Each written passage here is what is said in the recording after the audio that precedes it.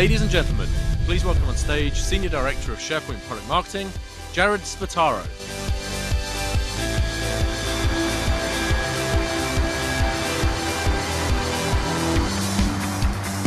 Well, good morning, everyone. Welcome to Las Vegas, and welcome to SharePoint Conference 2012. We've got a great week for you, and we're so excited to have you here. How's the SharePoint community doing today?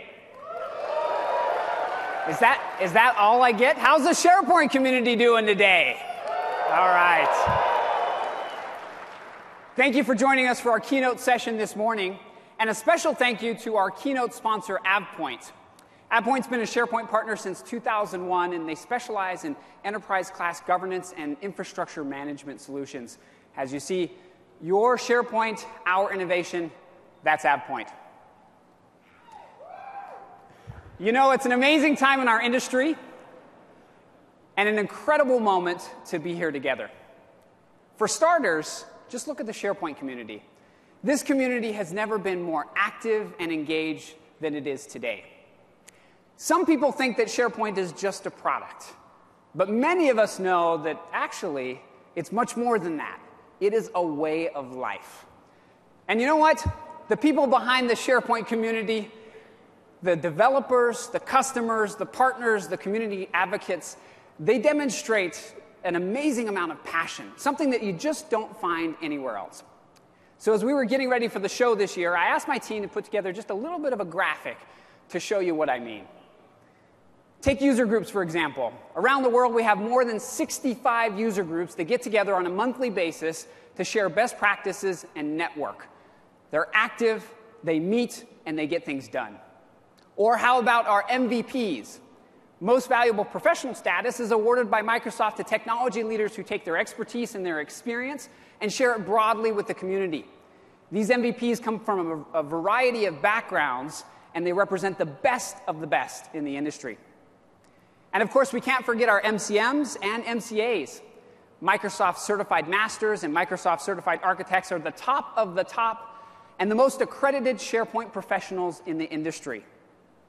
But you know what? It doesn't stop there. SharePoint Saturdays, which many of you may have attended, are a phenomenal example of the energy and enthusiasm of the community. These SharePoint Saturdays happen all over the world. They're typically one-day events that bring together experts from all over the world who fly in to teach and share their experiences at a local level. The largest SharePoint Saturday that I know of happened in Washington, D.C. and attracted more than 2,000 people. And because the SharePoint community loves to party, we have many community-organized SharePoint conferences that happen all across the globe. These attract talent from all over and help the community get more organized and network together. And then? Well, and then there is the SharePoint conference. There is no better example, no better way to see the passion and the energy, the enthusiasm of the SharePoint community than by looking around the room today. We have over 10,000 registered attendees who are joining us from 85 countries. We have another several thousand who are joining the keynote via a webcast this morning. As you mix and mingle throughout the expo hall or at sessions or our after-hours events, you'll also meet folks from over 200 sponsors and partners. This is truly an amazing community.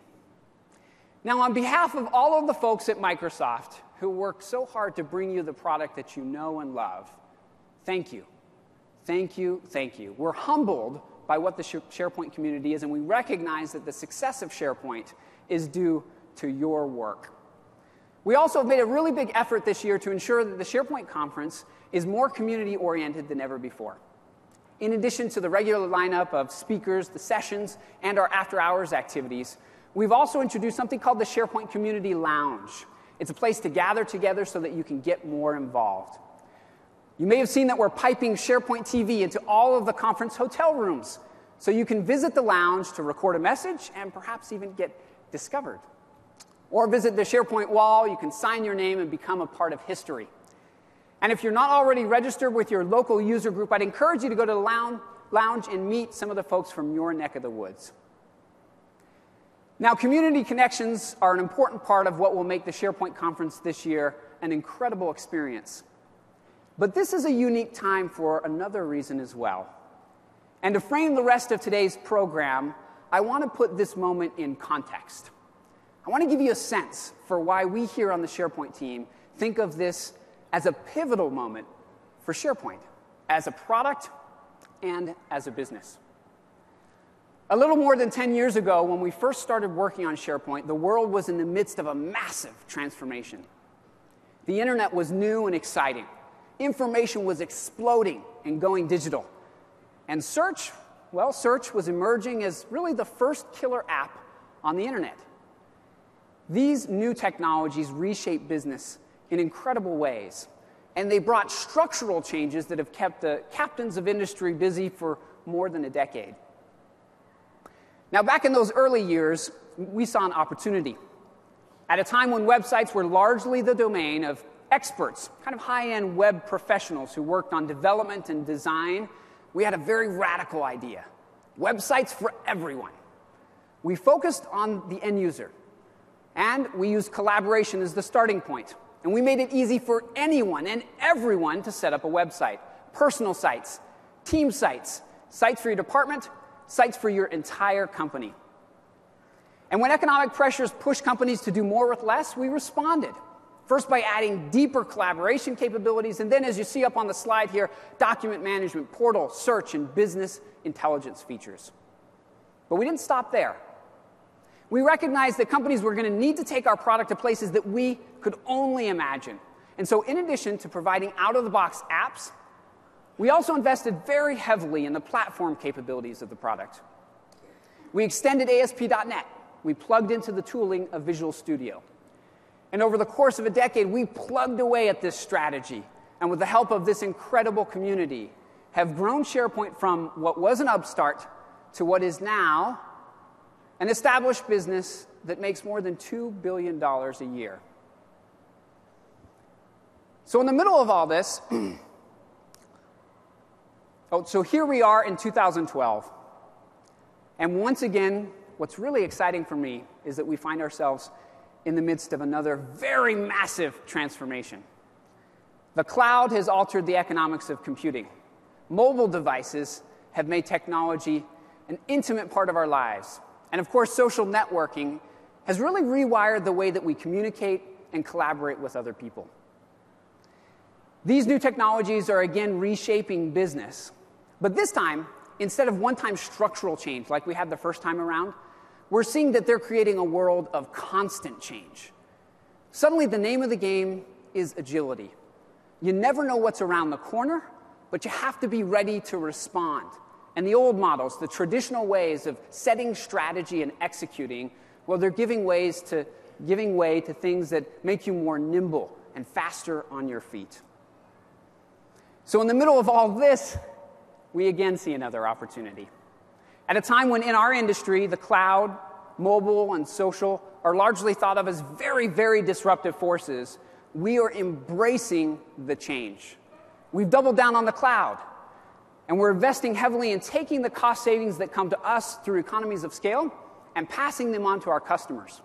But what's more, we are helping IT to focus less on keeping the lights on and more on driving real business results. We've also added native mobile apps for Windows Phone, for iPhone, and for iPad, providing everywhere access to information and people. And we've integrated social very deeply into the product, creating new experiences that are really designed to help people collaborate more easily and to help companies to be more agile. But you know what? SharePoint 2013 isn't the new way to work simply because we've made these big bets. We really try hard to do that every release. For us, SharePoint 2013 is pivotal because it's the beginning of a new era. We think of it as a bridge between where we've come from and where we're going. It's the end of our 3-year release cycles and the beginning of cloud updates every 90 days. It's the culmination of 10 years' worth of work on a site-centric model and the introduction of a much more people-centric paradigm. And with the addition of Yammer, SkyDrive Pro, and the new app model, all of which you'll hear more about today, we think we're poised for another 10 years of phenomenal growth.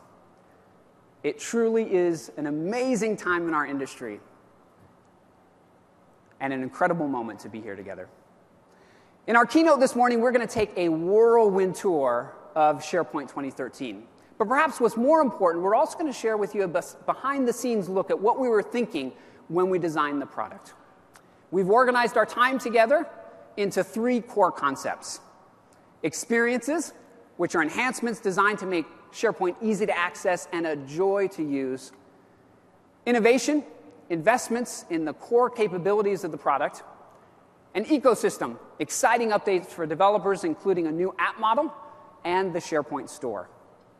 I know that many of you know Jeff Teper, the veritable father of SharePoint. Jeff has been with SharePoint since the very, very beginning. And I'll tell you what, he has been very busy over the last few years. He will cover the experiences and innovation portions of the keynote this morning, and he'll start with a tour of Office 365, our cloud offering that brings together Office, SharePoint, Link, and Exchange into an integrated online suite. He'll also then be joined by our special guests, David Sachs and Adam Pisoni, the 2 co-founders of Yammer. We'll close out our session today with a special treat, hearing from Scott Guthrie, the Corporate Vice President of Windows Azure. Scott's responsible for delivering the development platform for Azure, as well as the .NET Framework and Visual Studio. He was a founding member of the .NET project way back when, has played a really key role in everything that Microsoft has done around development platforms since 1998. And although he won't tell you this, he really is a legend in his own right in the dev community. So without further ado, it is my pleasure then to welcome to the stage Jeff Teper.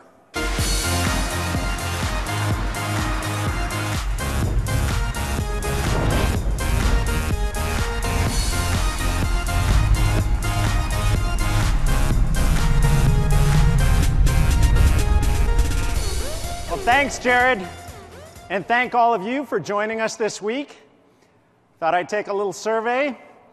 How many of you are here at your very first SharePoint conference? Good, good. I think, as Jared talked about, you're in for a special treat. This is an amazing community, and we're really excited and hope you'll come for many more SharePoint events going forward. How many of you were here last year at the last SharePoint conference? Awesome. You might remember, I wrote a check. We didn't talk much about the next release of SharePoint at that event, and I wrote a check that this event would be the biggest and best release of SharePoint we'd ever done, and the biggest and best SharePoint conference we've ever had. And I think at the end of the week, you'll probably give us good marks, but we're certainly eager for your feedback along the way. I am really, really fired up. The team is really, really fired up. They've been working, obviously, as Jared said, for quite a long time on the new release of SharePoint. But just in the last month or so, it's been really fun to see folks scurrying on the hands-on the labs and their demos and their slides. They are really, I can't tell you how much pride they have when they get to take the product and come here and talk to you about it, hear what you're doing with it, get your feedback, get your reaction. So we are really, really fired up to be here this week, and thank you for taking your time to join us.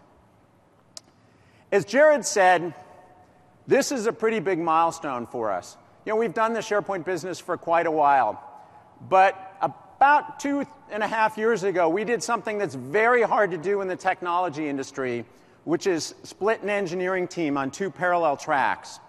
We had about half the team working on enabling the underlying infrastructure at SharePoint to work in the cloud. Our goal was very simple, to build the largest scale enterprise cloud service in the industry, to be able to take the billion Office users and be able to run the full back-end services in the cloud with Office 365. So a lot of work went on, from provisioning to telemetry to disaster recovery, building out data centers, hundreds of millions, if not billions of dollars investment.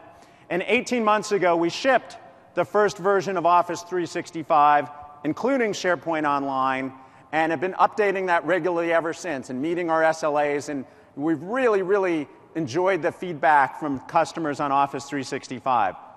So that was one part of the team.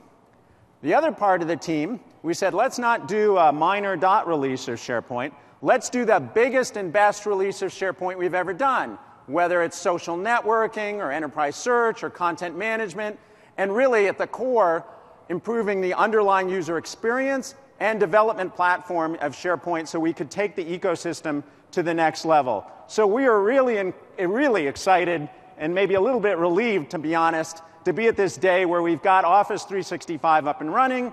We've shipped the 2013 server. We're in the process of updating our data centers around the world over the next few months to the new build.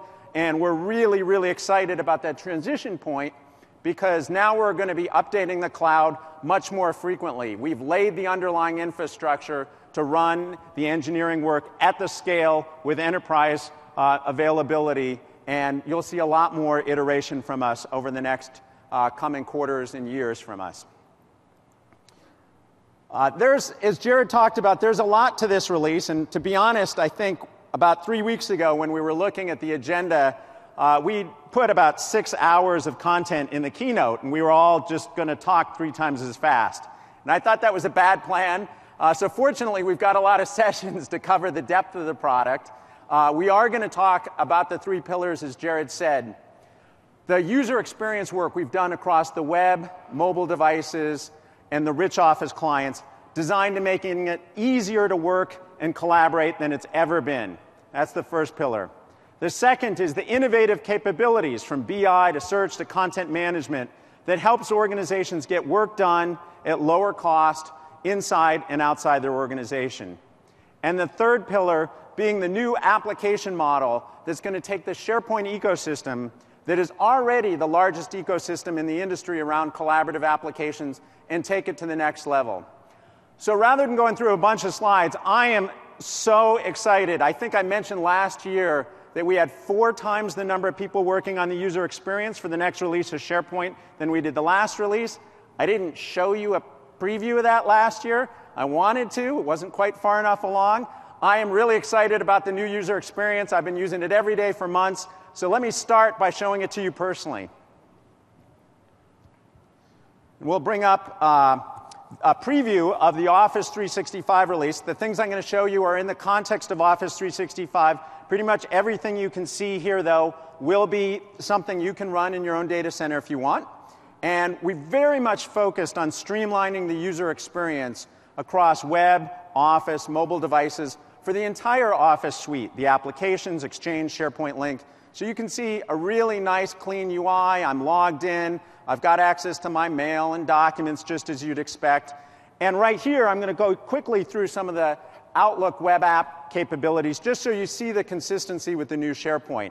I've got this in line, and I'm going to filter very quickly. I'm going to see my unread messages. That looks great. Maybe I'm going to reply. I'm going to reply right in line without refreshing the page. That's pretty slick. I'm going to go to my calendar. I see the appointments I've got for today. I'm going to refresh to the work week. That point paints. This is all in the browser, no ActiveX code. This runs on any modern web browser platform on any device. And I can switch back and forth, and you see the nice animations. I've got a People tab that takes people from my contacts, from Active Directory, connects information from Link, so I can IM or have a voice conference with somebody, brings in my information from SharePoint, so I can get the user's profiles and their activity feeds, get more about them. So really streamlined across the Office suite, bringing mail and documents and sites together in a consistent experience. Now let me dive a little bit more deeply into the SharePoint modules. And I'm going to go through really 3 phases. One is talking about documents, the second is talking about sites, and the third is talking about social conversations. So let's first switch into documents. Many of you are familiar with our My Site feature we've had for years in SharePoint.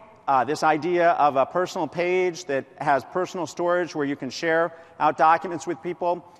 We thought that it would be really a great way to reflect the new work and the new UI to evolve the brand of that, to be aligned with Microsoft's personal cloud storage service, SkyDrive. So we're calling the personal document feature of SharePoint that's available in the server or the service, SkyDrive Pro.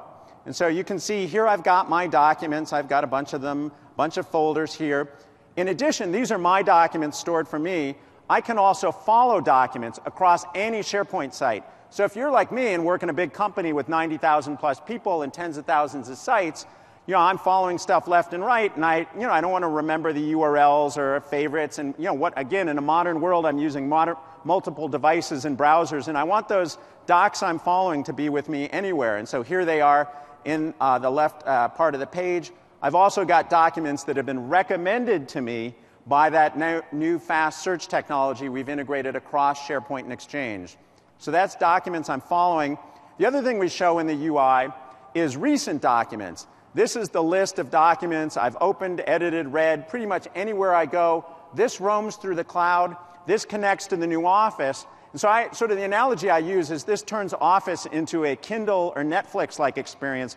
I get a new device, connect it in, open it up, go to Office 365, and it remembers not only the docs I've read, but if I open it up, it'll even know what slide I'm in on PowerPoint and bring me right to that slide, just like a consumer experience in Kindle or Netflix.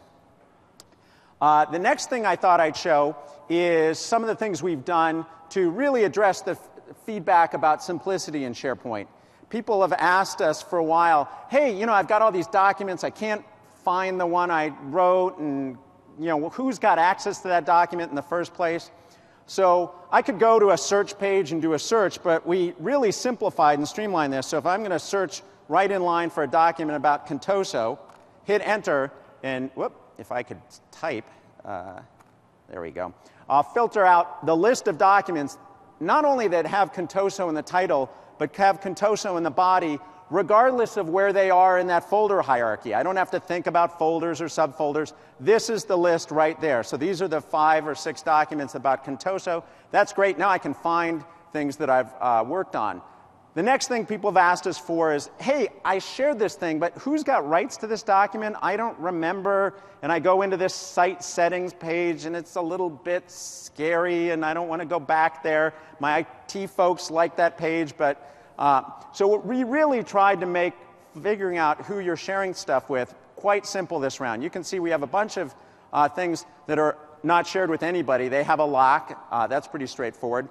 This document is shared with some people. If I click on it, I'll get a preview, and I can see Mikhail and Katie have access to it in addition to me. So it's another thing we've done across the SharePoint user and experience is instead of bringing up new pages and switching you away, really right in line you can get access to the information you need.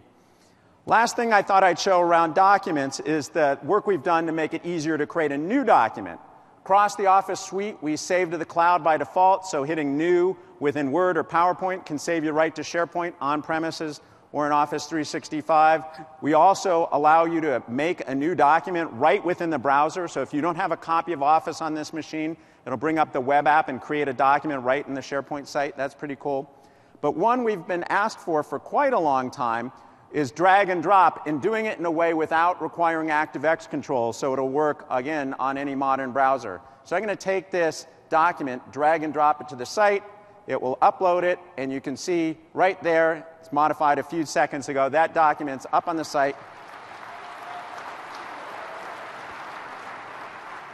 All right, for the folks back in Redmond, whoever had drag and drop in the pool is getting the first big applause. You win. I don't know how much the pool was, but we do that. Anyway, this is the new hover panel. I've clicked on this document to get more. You see a preview of that document. Yep, that looks about what I wanted it to look like. So far, it hasn't been shared with anybody. Let's go do some sharing. That's another thing we focused on. I'm going to share it with somebody inside my organization and outside my organization. So let me type Olaf, and sure enough, it auto-completes. All this is live against the back end in Office 365. It knows Olaf is there. I'm going to share it outside my organization with a guy at test.com. Trust me, it's a real person. I was going to do my own Hotmail account, and I figured that would be a bad idea. I might get a few emails today. So anyway, and the neat thing about this, obviously you can turn off the external sharing. We hope for a lot of sites for communicating with customers and partners, you leave it on.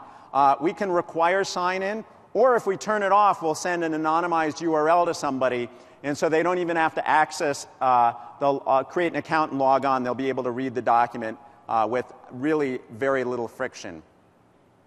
Last thing we'll show in the context of the document piece is how we've made synchronizing really easy. You can see last release we had the ribbon, a lot of commands showing up by default. This release, right now in this document library, we've got only one, which is sync. To sync this document library, my personal SkyDrive Pro offline. I've already set that up, so let me bring that up in the browser. And you can see bring that up in the Explorer. You can see my personal SkyDrive down here. That's my consumer stuff. My work stuff shows up as SkyDrive at Contoso. That's how we show SkyDrive Pro in the user experience. And you can see access to all the documents there, including this administrator guide that I just uploaded. They synchronize wherever I go and across multiple devices with the new SkyDrive Pro. If you've been paying attention to our betas and so forth, you've seen this. I thought I'd show you next something you have not seen before. We've not shown it anywhere before, which is a preview of the new SkyDrive Pro that we're working on that will come out natively for Windows 8. So let me bring up this Windows 8 slate right here. Very nice. Hope everybody's looking at a Surface, if not buying one. It's a great device. I love mine. Anyway, you can see SkyDrive right there. I'll bring back. There we go. Come on. I'll bring back SkyDrive Pro, and you can see that same documents are there, selling the XT series and so forth. I'll click in and get the documents associated with the SharePoint conference right in line. We're working on native SkyDrive Pro apps for both Windows 8, Windows Phone, iOS, including iPad and iPhone, and those will be available early next year. So that is the new Windows 8 application for SkyDrive Pro that connects to SharePoint in the cloud. Yeah. All right, we've talked about documents. Let's next talk about sites. We love sites. And so I'll click on that, and you'll see the new Sites Hub that is a part of SharePoint in this next release. And just like with documents, we want to help you find the things that you're following, and you see that at the center of the page, so any one of the sites that you're following. We also show you sites that have been published to you. Maybe your intranet portal owners will publish those out at the top with a nice picture. And then again, the fast recommendation technology will look at your usage profile and activities and characteristics about sites and recommend things that you might want to see. In this case, I'm going to go click on the SharePoint conference site and bring up a new site that's been left pretty much out of the box. So I wanted to give you a sense of how clean we've made the new look of SharePoint. And again, the command set is pretty straightforward. The basic things you do with any site. You want to share it, you want to follow it, you want to sync it, edit the site, even go into an immersive mode, which is great for a smaller screen that you might see on a Windows 8 device like a Surface or an iPad, where you really have limited pixels to take a look at the site. And so we can switch back and forth really easily to that. You can see we've started a new SharePoint site with this Getting Started bar with information to help you get going with how to add things to your site. You can remove this. But I thought I'd give you a chance to see just one of the capabilities behind it. In this case, this is how we changed the look of the site. I'll drag that over here. Let's pick a style. That one looks kind of cool. I think SharePoint, it's a little more blue, so let's go with that. That picture is a little psychedelic. Let's take a different picture over there, apply it to the background. No, that's not good. How about the SharePoint logo? It'll turn it into a watermark for the site, just like that. No editing CSSs or opening things up in a separate app. You can do things right in line. You could preview it, and before you commit it, you can change it back and forth. So really trying to make it simple for any user in a matter of seconds to apply their own style to a SharePoint site. Great. There's no second prize in our pool. The first prize gets the whole pot. The next thing I thought I'd show is the content areas, and you can see we've got documents here, so again, you can make a new document, but we've added conversations to every SharePoint site by default. And you see this news feed here, a lot going on. Jared has mentioned me, so I might want to take a look at that. He's posted an Office roadmap doc right in place. I can open the web app, so I can look at that right in line without popping up a separate window. Great. Jared, that looks like an interesting doc. So I've got that news feed and document side by side. In the middle of the page, we've got an app. And Scott Guthrie is going to come up later on and talk about building apps for Office and SharePoint. I won't go through that in too much detail. But this one's a pretty interesting one. It's one we've done out of box to make project and task management really, really easy. And so if I click into this to see a little more detail, I've got this, looks like we're right on time for the show time. It's been assigned to me for 3 days. It's great. I've got a bunch of other tasks here. Okay, that seems pretty straightforward. But this brings up another challenge we've had in SharePoint. I'm on lots of teams, lots of projects. How do I keep track of all those things? We have a new feature we call All My Work in One Place in SharePoint that aggregates all your tasks from all your sites and synchronizes them with your personal tasks in Exchange so you can see those all in one place. I've got my personal tasks, SharePoint conference tasks, the XT2000 launch. Yeah! Project team that did that work with the Exchange team, super happy about that. That synchronizes back through Exchange, so in Outlook and any device with Outlook and tasks, you'll be able to see all your work in one place. So that's tasks, keeping track of them across the organization. Last thing I thought I'd show is our new news feed. This is, again, something we've really focused on to bring together conversations and activities in SharePoint in a streamlined, clean UI. I've got on the right side the things I'm following. We talked a little bit about following documents and sites. I can follow people and hashtags. Here we've got some trending hashtags. So again, this idea, I've got my personal space. I'm on lots of sites I'm visiting, reading, and I want to poke stuff to keep it later. But I want to be able to go back to that in different devices and not have to save favorites in multiple places. And some of those, quote, favorites are actually people, so they're not really pages. And I want to really be able to keep track of all those things and get back at them later on. This universal following feature we've tried to make really clean on the right side of the page. In the center, we've got a conversation view, and you can see we've got pictures and that preview that Jared posted. That bubbled up from the team site to my overall feed. I can scope things, like I'll scope the feed to just the ones that are mentioned to me, and sure enough, a bunch of the clutter goes away, and I see this Office Vision roadmap just there. But I'll go back to the site because it looks like somebody's posted a video, and I want to watch this video, and again, right in line, it'll play, not bringing up a separate window, right within the context of the web browser. Great. While that's doing, let me talk about posting to the feed. Clearly, you can post to everyone in your company, which is a fine thing to do, but a lot of times you just want to post to a group. In this case, I'm going to post to that SharePoint conference team site we saw earlier, so only people who have rights to that site will see this post. I want to say something to Jared, and sure enough, we'll auto-complete at mentions, so it knows Jared's the only person in the directory who starts with a J, and I want to talk to Jared about marketing, so I'll type the hashtag symbol, type an M, and it knows the tags that begin with M, and I'll pick marketing campaign and post that right away, right within the context of the page without refreshing. And again, Jared will get an email about that because he's been mentioned. He'll be able to see it on his feed or on that site, but nobody who has access, who doesn't have access to that site will see that post. That is the quick tour of the social features within the web. I next wanted to show you one new thing we've also never shown somebody shown before, which is the mobile app for our social features. And let me bring up Slick Windows Phone 8 and show you right in the middle of the screen.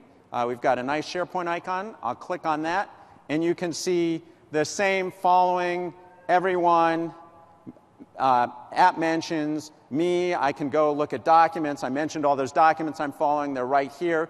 All this is available on this Windows Phone app, which, by the way, we are shipping as of today. So you can all download that from the Windows Phone Marketplace and install it on your phone. It runs on Windows Phone 7 as well as Windows Phone 8. And we are working again on iOS versions of that run on the iPad or the iPhone that'll be available early next year.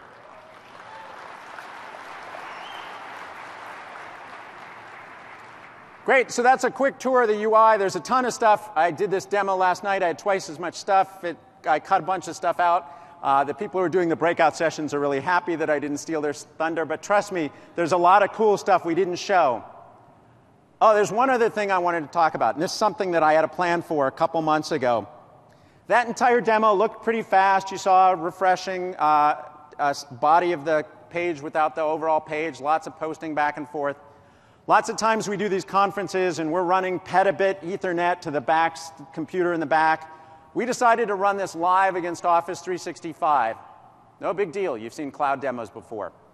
We decided not to run it against our US data center in Office 365. We ran this against a production tenant in our European data center. That demo was 5,300 miles away in our Amsterdam data center with that kind of performance. So if anybody ever says, gee, I don't know if SharePoint's fast enough, or if I don't know if going to the cloud I'll get the performance you need, you can say, I saw Jeff do a Keynote demo in Las Vegas around the world where sub-second page refresh times were just straight through the entire user interface. So a lot of work going into the core performance of SharePoint.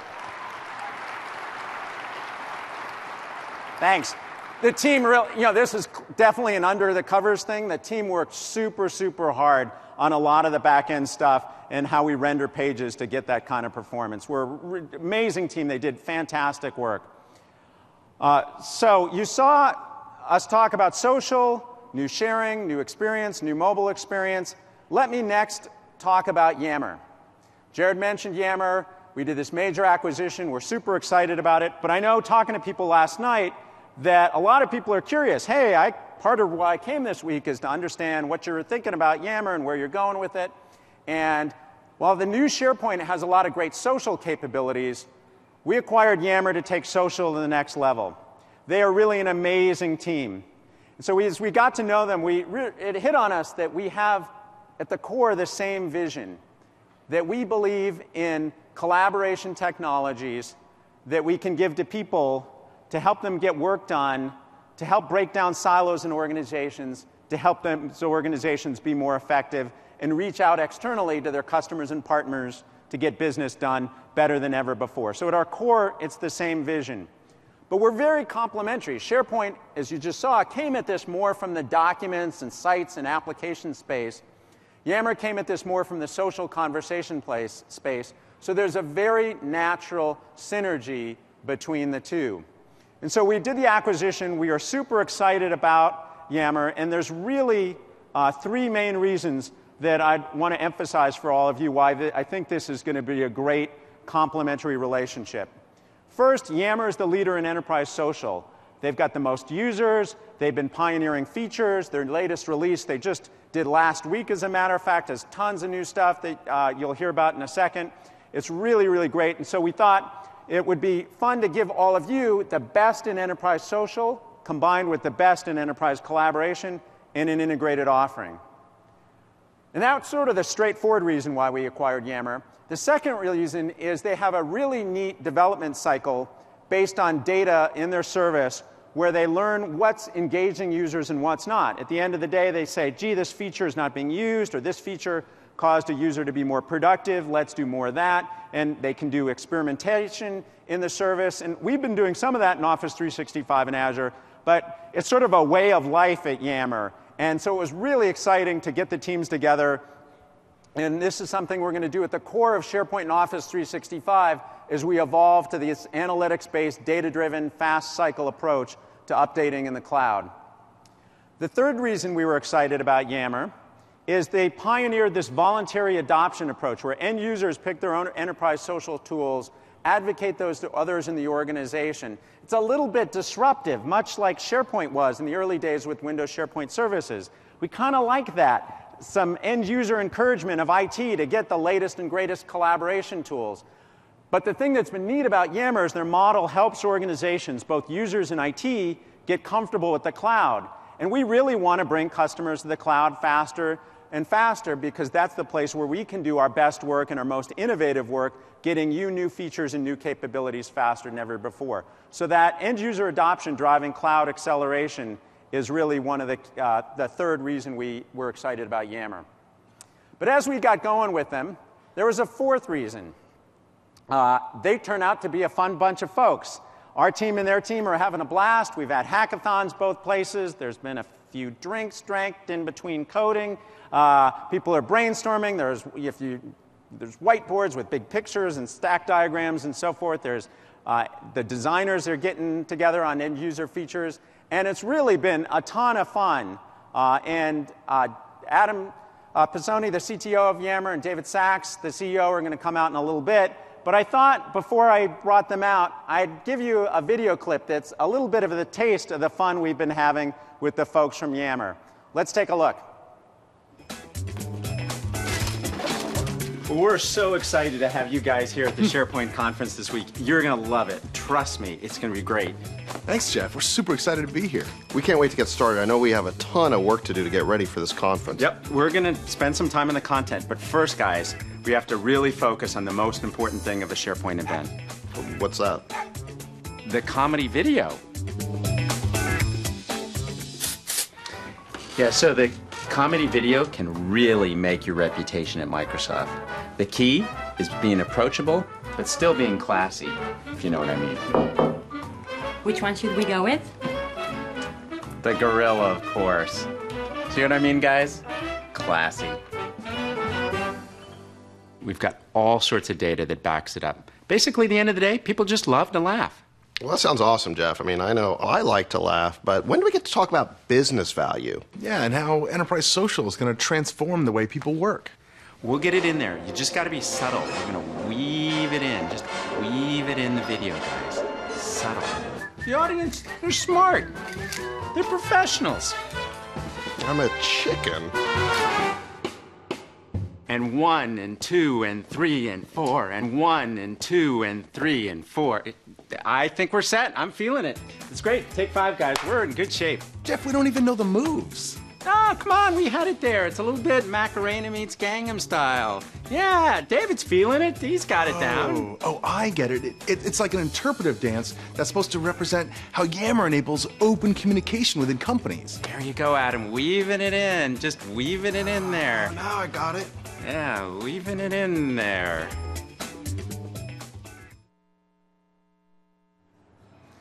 So please join me in welcoming David Sachs from Yammer.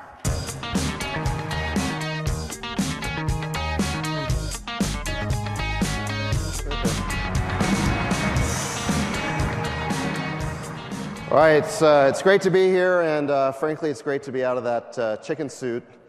I obviously didn't read the fine print too closely in the Yammer-Microsoft deal. It turns out that when Microsoft buys your company, there's a little-known chicken suit provision in the contract. But it's great to be here meeting all of you at SharePoint conference. When we set out to create Yammer 4 years ago, we really had a vision to change the way that we work. We noticed that there was a divide between the tools we were using at home and at work to communicate. You know, in our personal lives, news sites like Facebook and Twitter were making it easier to communicate with more people than ever before. But at work, the tools really hadn't changed. And so Yammer's mission was to bring social networking inside companies as a secure business solution. And frankly, when we first got started, there were a lot of skeptics. There were a lot of people who thought that this was a toy and couldn't really possibly make businesses productive. But we knew that the same thing had been said before about other consumer technologies that had come inside the enterprise, like even email and IM. After all, just because your kids love to talk to their friends on the telephone doesn't mean that the phone isn't also a great business tool. And so 4 years later, it's become absolutely clear that social networking is the communications phenomenon of our time. And we all know there's 1 billion people now on Facebook. And just last week, on the election day, over 30 million tweets were posted, about 300,000 tweets per second. So the adoption's just been incredible. And the reason for this is that social networking fills a unique need. You know, the telephone is great if you want to have sort of a one-on-one conversation, and an email is great if you want to talk to one person or a few people. But social networking is the most efficient many-to-many form of communication that we've ever invented. For the first time, it gives people a way to communicate inside of a broad community where people who it wasn't initially thought could be part of the conversation can just find it and jump in and proactively seek out conversations. And that's why we think that social networking will have such a huge impact on business collaboration as well. It gives us a new way to communicate that dramatically improves the flow of information inside a company. It really brings together people across departments or geographies and levels inside of the company. So now that anybody in the company can essentially join in the conversation and benefit from information that previously was trapped in organizational silos. Because of that, Enterprise Social Network really immediately struck a chord with employees. Employees want to connect in this way. They want to share ideas, solve problems, and move faster. And it's really thanks to them that they pulled Yammer into their organizations. And so today, over 200,000 organizations have Yammer networks, including 85% of the Fortune 500, including a lot of incredible companies now, our customers like Tyco, Nationwide, Shell, Capgemini, Cargill, and Red Robin, and really the list just goes on. And Yammer today is being used in over 150 countries and 24 languages. So it's now pretty clear, 4 years after we started, that social is the new default in business. Some recent surveys by Harris found that most businesses now are using social technologies, and Forrester predicts that this is going to be a $6 billion market in just a few years. So analysts, the analyst community, and business leaders have really started to embrace this new technology. But frankly, it's not just about numbers. It's about business impact. It's about real people transforming the way they work. And to talk more about that, I'd like to invite my co-founder, Adam Pizzoni, the guy in the gorilla suit, on stage to talk about it. Adam, welcome.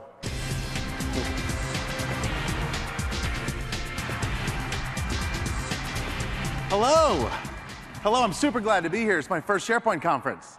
I actually did read the fine print of the contract, but I already had like 2 gorilla suits, so it wasn't a big deal to me. We are in a period right now of unprecedented change and disruption, where companies are expected to adapt in real time to the changing needs of their customers and employees. And expectations of IT are changing as well, from just managing technology to anticipating change and accelerating the business. So what does this have to do with social? Well, I believe social is to blame for this change. So at the basic level, social connects people. And when people connect, they're exposed to new ideas and new information. And when that happens, they change. They change the way they think, they change the way they act, and they change their expectation. And all of this may be a bit overwhelming. We're all dealing with this massive acceleration of change. Well, the good news is that while social has been the catalyst for change, it's also the solution to how we deal with this new reality. Social helps companies in 3 fundamental ways. First of all, it connects people to information they need to make more informed decisions. By doing this and giving everybody a voice, it empowers the people closest to a problem to find the best solutions. Second, once people are more informed, social helps people organize into groups so they can work on problems together and collaborate. And thirdly, once employees are more connected and empowered, they become more engaged. And they're able to exceed the limits of their job descriptions to fulfill the mission of the company. It's the difference between saying your job in customer support is just to answer questions versus saying our mission is to provide the best possible customer service regardless of our role or our rank. And when your company has fully embraced social, I think you'll find you're in a much better position to deal with change. But in order for social to really make an impact, we need 2 things. First, it has to be more than just a destination. It has to become a natural way for us to work, meaning it has to be seamlessly woven in to all of the tools in the fabric of all of the applications we work in today. Like people in sales and marketing and engineering should all be able to work together on a problem, regardless of where they are, regardless of whether they're in Outlook or Dynamics or Link or any other application. Second, it needs to be something we can secure and manage. All of the benefits we get from open communication, from self-organization, they all go away if it's not part of a platform that IT can rely on. So where do people spend most of their time? In Office. And that's why we were so excited to join Microsoft. We wanted to make sure everybody had access to social, and that means putting it in the tools that people use. And we realized with our social expertise and Microsoft's depth in the enterprise, we were in the best position to fundamentally change the way people work forever. You see, I believe the most interesting innovations to come in the coming years will be at the intersection of social and all of the other applications we use. And that's why I'm so excited to show you some of the integrations we're working on. Now, I'm going to show you 3 things. First, I'm going to show you what you can do today to integrate Yammer and SharePoint. Second, I'm going to show you some of the deeper connections that we're working on for the future. And third, I want to give you a sneak peek at a Windows 8 app that we're building. So a few weeks ago, Yammer introduced the Enterprise Graph. It's a way to seamlessly connect data, people, and conversations across all of your business applications. The goal is to create a universal social layer that can span all of the applications you're in so that conversations don't become siloed and fragmented. And it uses a technology called Open Graph. So what I want to show you is how, using new SharePoint and Yammers that exist today, we use Open Graph to integrate the two. So what I've got here is the new SharePoint. I'm on a team site for the launch of a new product. You can see our schedule.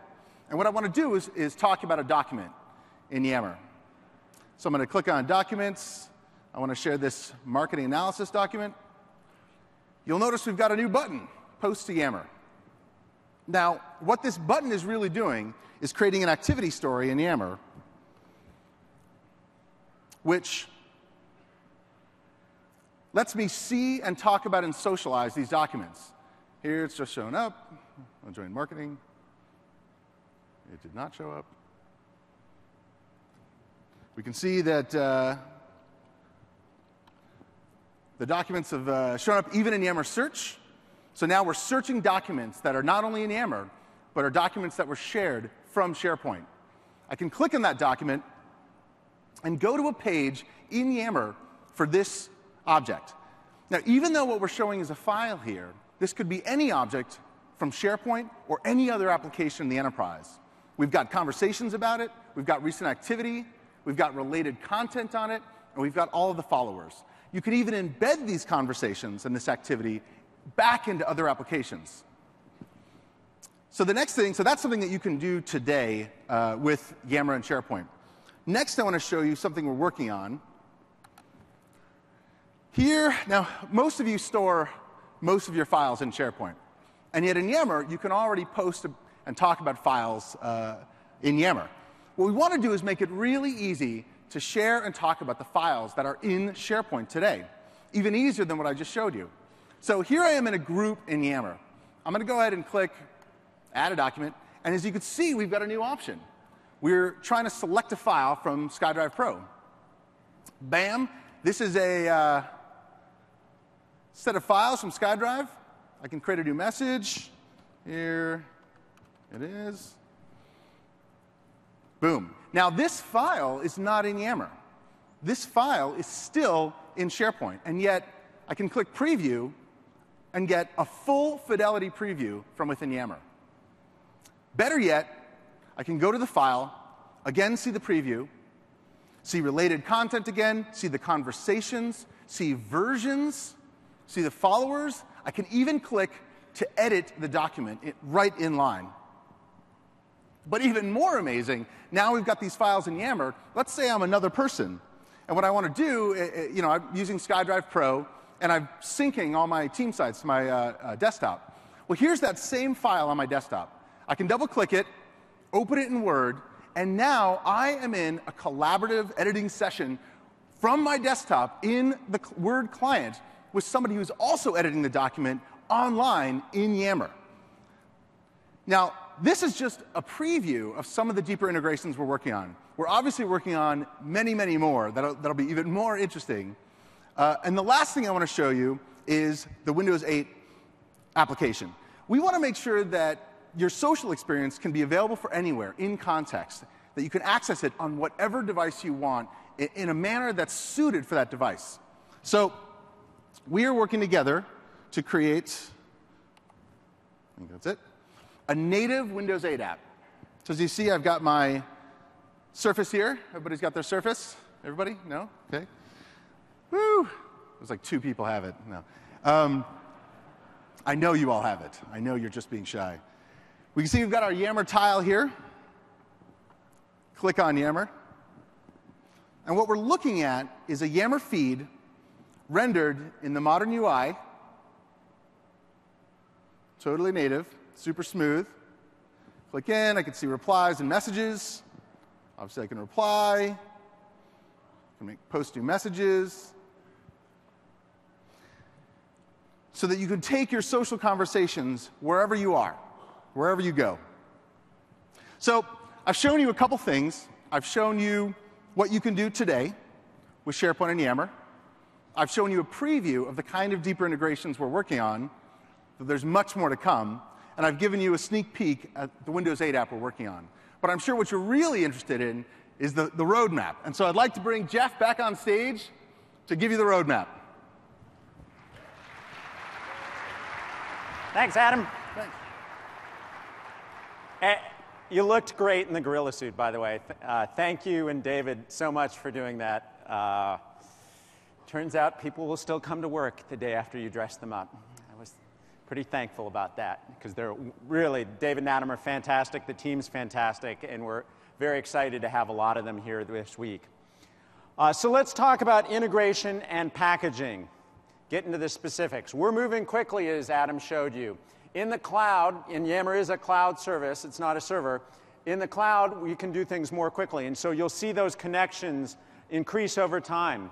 What we're trying to do is give you Yammer inside SharePoint and SharePoint inside Yammer, so we can really supercharge enterprise social networking to help your organization be a lot more effective in the years to come. So let's talk about the 3-stage approach. First is, in addition to the web part support that Yammer's had for a while, the Open Graph support that Adam talked about and that Yammer introduced last week really enables new levels of integration across applications, including SharePoint, as he just showed, but we're also going to do a lot more integration with things like Dynamics. So you can see customer calls or expense reports within Yammer as well. And so that's available now. We're going to start adding deeper connections between the two of them. The next 3 big things we're focused on are integrating feeds, integrating documents. Adam showed you a little bit of a preview of the design for that, and integrating identity to make sure single sign-on and directory synchronization across Yammer and SharePoint and Office 365 is more seamless than it is today. And then beyond that, the teams are already working on some very cool ideas beyond Yammer and SharePoint, to Outlook and Exchange, to Skype and Link, about how conversations will work in the future across devices, across organizations. You will see some really, really innovating stuff from us here, and we're going to work pretty hard so it comes faster than you might expect from us on that sort of new level of communication, collaboration, empowered by social technologies. So stay tuned. I thought I'd next talk about packaging, since everybody wants to know a little more detail about that. Our goal, just as we want to be bold on the product, is to be very bold on the delivery. We want everybody to have access to the best enterprise social networking tools. So first, we'll continue to have a standalone Yammer offering. They have a free offering. We encourage everybody to try it out in the cloud. You can be up and running in seconds. It's great. They also have a paid offering with some more features and manageability. We'll continue to have that paid offering. We're going to significantly lower the price of that, and the details of that are online. So it's very, very low cost to get enterprise social networking in the cloud. Second step is we're going to include Yammer in SharePoint Online at no extra cost. Every SharePoint Online customer will get Yammer for free. If you want to start with SharePoint alone, that's great. If you want to start with Yammer alone, that's great. You want to use them together. We really know how, within organizations, this will just simplify decision-making and budgeting, knowing that you can just get those capabilities. And as we bring them together in interesting ways so the seams between them disappear, you don't have to think about that. You can think of Yammer and SharePoint as an integrated offering for the same price. And Obviously, since SharePoint's in Yammer, Yammer's included in the SharePoint license, Yammer will be included as part of all the Office 365 SKUs, starting with E1 through E4, for those of you keeping track of our pricing scorecard. So again, if you have an Office 365 license, early next year you'll start to get access to Yammer as part of that license, and you'll see a lot more integration between them. So we're really, really excited about the product roadmap here, the packaging to make social more broadly available. It's really fun to see the work that's already been done with the two teams, and we've got a lot more to come. But I thought we'd wrap up this section by showing you a video of a customer, Nationwide Insurance, so you can hear in their words some of the excitement about the work between Yammer and SharePoint. So let's take a look. Nationwide Insurance is based in Columbus, Ohio. We have 35,000 associates. We're Fortune 100, and we're one of the leading insurers in the country. We wanted to create a culture that enforced collaboration. We wanted people to love our products. Spot is a platform built on top of SharePoint. It allows us to meet these needs. With SharePoint, what we were able to do is incorporate the content with the people and then the conversation all wrapped with search, which allows us to then increase the pride and productivity and engagement of our associates. When we launched Spot, we had over 1,000 sites that were created in the first few weeks. And because of this training community that we established on Yammer and Nationwiders helping other Nationwiders, we drove down calls to our help desk. This is something that Nationwide hasn't seen before when launching any product within the company. In our environment, you can search both SharePoint and Yammer in a single search box. And this introduces a lot of value because Nationwiders don't have to think, where do I need to go to find information? So one of the powerful things with Yammer is it's allowed us to enable this dialogue in between senior leaders in the front line. And it's really created this electronic water cooler that allows this collaboration from top to bottom in the organization to occur. SharePoint 2013 is going to be an amazing experience here for Nationwide in the near future.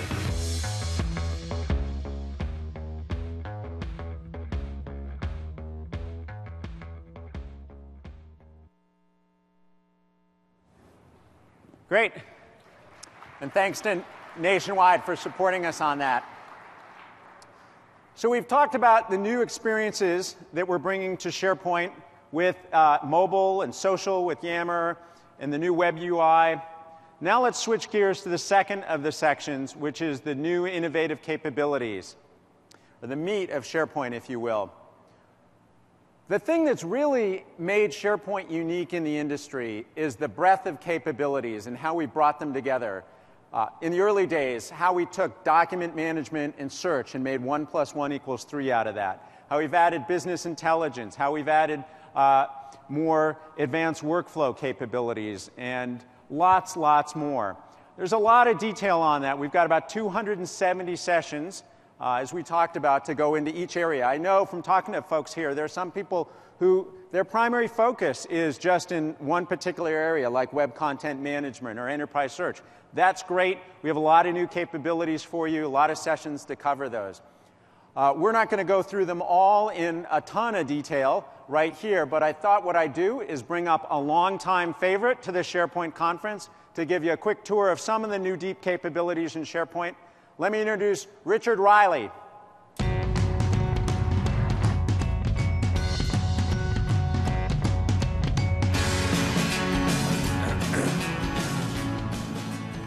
Okay, hi. So Jeff kicked off the session with a demo with some of the great social and sharing enhancements that we've made to SharePoint. Now I'm going to spend the next few minutes walking through some of the cool new enterprise features. Specifically, we're going to take a look at search, web publishing, and enterprise content management. And we're going to start off with search. Now the search folks have been extremely busy over the past 3 years, unifying the FAST and SharePoint cores. We now have a single search engine in SharePoint 2013. And then they've built an intuitive, personal, and actionable interface on top of that. So to give you an example of where that starts, it really starts at the query box. I've just typed in a query for marketing. You can see we get the normal kind of type-ahead capabilities that you're all probably familiar with. But at the bottom, we get these blue links.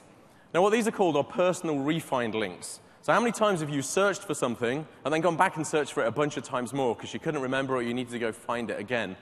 These links direct you straight back to the result that you found the first time without having to go through the results page. So they save a ton of time. And I'm telling you, they are super useful when you keep forgetting stuff and you need to go back into search and find that thing that you just lost.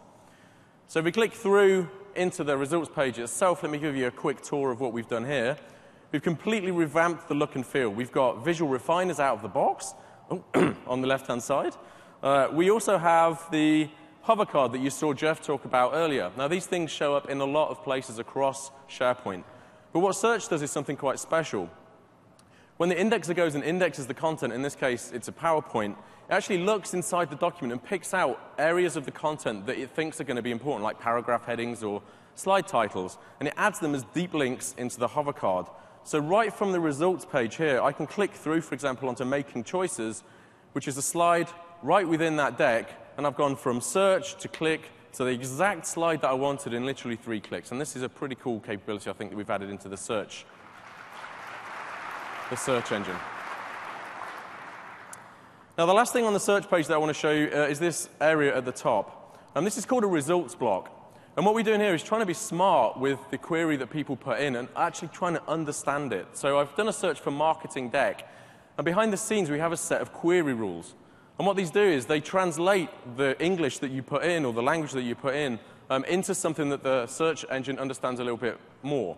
So in this case, it's bringing back results that don't include marketing and the words marketing and the words deck. It's bringing back PowerPoints because it understands deck means PowerPoint.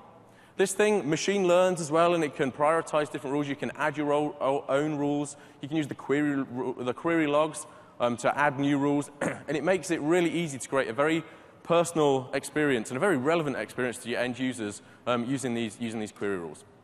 So we've made the user experience for search more intuitive, personal, and actionable, but that's really only half the story for search. It actually plays a foundational role in SharePoint 2013.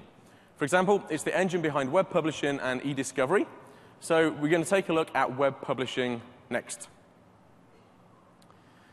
Now, our mission with web publishing was to make it easier than ever for you to create beautiful, adaptive, and personalized experiences. And we really have made a bunch of changes under the hood with what we've done with web publishing. The first one is pretty significant. You can now use any design tool that you wish to write web pages for SharePoint. You don't have to use SharePoint Designer anymore to create master pages. Which I think is a pretty cool addition. So you can go and use any design tool you want. Once you've created your design assets, you can upload them into SharePoint through a new capability called the Design Manager.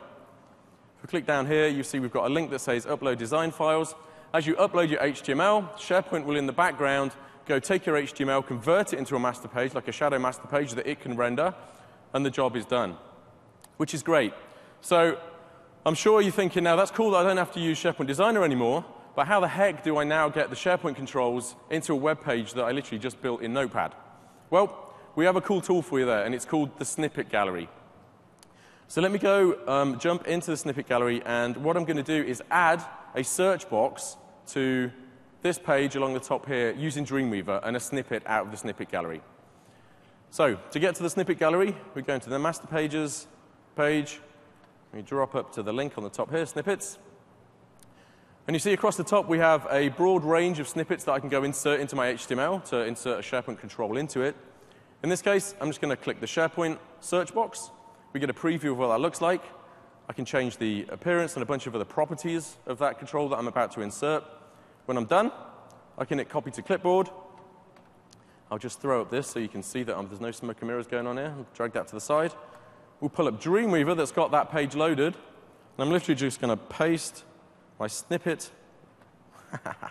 I'm literally going to paste my snippet into Dreamweaver when I press the right key. And I'm going to hit Save. That's going to save that page back to SharePoint. It's going to convert it into a master page. I'm going to blame that on that's Dreamweaver. That is Dreamweaver.